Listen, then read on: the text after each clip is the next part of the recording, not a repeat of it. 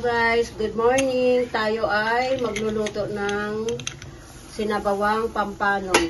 Ito guys, nagpakulo na ako ng kamatis, sibuyas. Ayan guys, oh. Ayan. Tapos, nilagyan natin ng konting fish. Ano ba yun? Yung patis? Ano ba tawag doon? Tapos, ito guys, ang ating isasahog. Ayan. Mahigit 1 kilo na pampano. 2 piraso lang yan guys kasi malalaki. Ayan o. Mahigit 1 dangkal ko siya o. Tapos ang isasahog naman natin ay ampalaya, siling green at of course 2 tali. Yan guys. Fresh na fresh yan guys kanina. So umpisahan na natin guys since kumukulo ng ating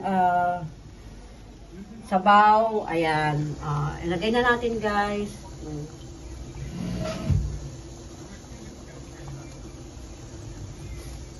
Yan. Unti-unti ay ilagay na natin ang fish. Yan. Ito guys, oh, ang laki oh. Isang yung ulo niya guys, oh, isang lapad ng kamay ko. Ayan. Kakasya kaya ito guys sa aking ano. Ayan. Parang ipiprito na lang siguro yung dalawa. Kasi parang hindi na magkasya pala sa kasirola. Yung 2 buntot. Ayan. Tapos, yung ampalaya. Ilalagay na natin guys yung ampalaya.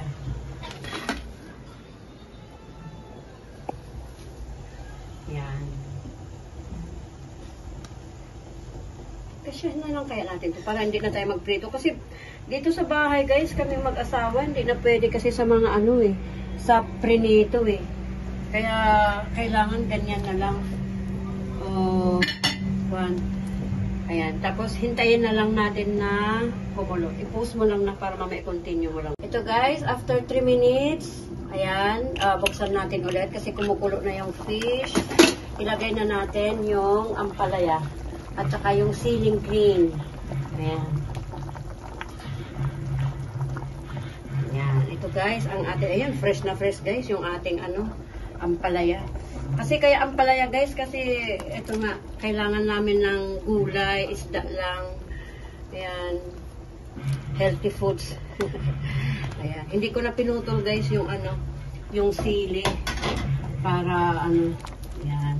Tapos mamaya, pag na naman ulit, lulutuin lang natin yung ampalaya after 1 minute.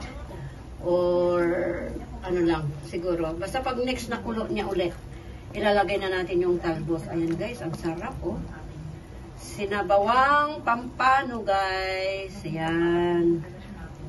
Sarap oh, madilo-dilo na yung sabaw niya. Kasi guys, itong kamatis guys na nilagay ko, 6 pieces na kamatis yung nilagay ko. Tapos,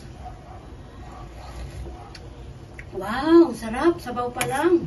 Yummy.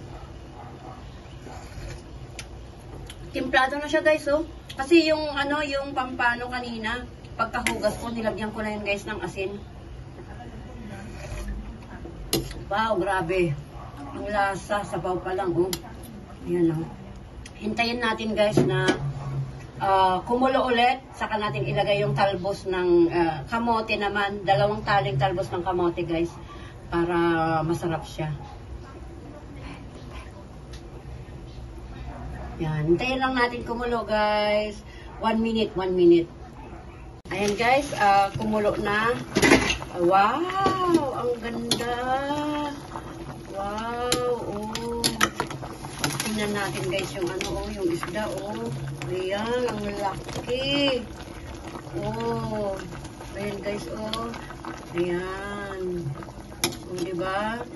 Ilagay na natin yung talbos ng kamote. Ayan guys, oh. Sarap ng ano, ng fish. Fresh na fresh din ito guys, kaya siguro mahal. Kasi 470 ang 1 kilo neto. Ang bili ko sa ano, palengke, oh.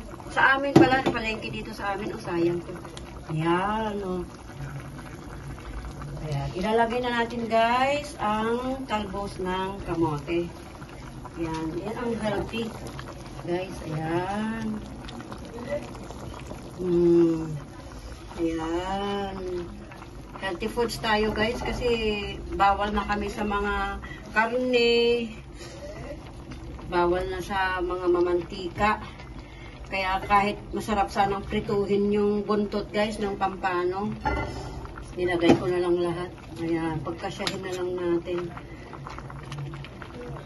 Itong capacity nito guys, itong kasirola natin, 1.5 liters to eh. Ng sabaw eh. Kaso hindi.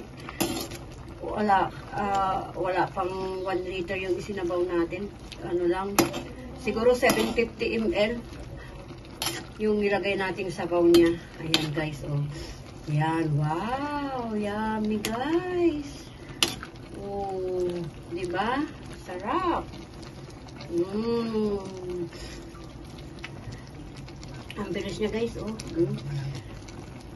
Ayan, oh. Mabilis siyang kumulo guys, oh. Ayan. Sinabawang pampano with ampalaya and talbos ng kamote.